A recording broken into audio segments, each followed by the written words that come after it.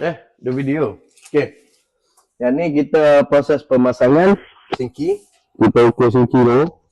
Fit. Lepas tu kita marking. Okay. Proses dia senang saja, geng. So kita marking, sekejap lagi kita akan tebuk. Okay.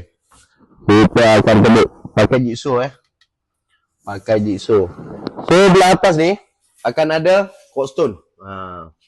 Sama juga dekat dinding ni akan ada cordstone. Cordstone dekat bahagian dinding dengan bawah. Okay. So dekat bawah ni ada LED satu. Okay, LED kita pasang.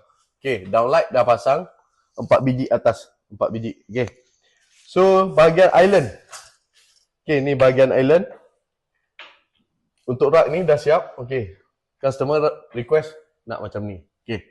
Untuk total ni habis kita pasang untuk yang ni 13,000 saja, geng. Okay. Material laminate, body, block box, geng. Okay. Dekat area bawah akan ada oven lah satu. Okay.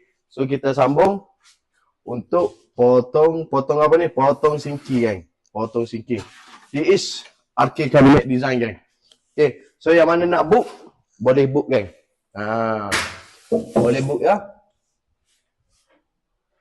Yang ni pelbagai color kita ada, pelbagai color, pelbagai corak. Tengok corak dia dekat sini. Cantik, kan? Okey, cantik. Dia ada jalur dekat sini.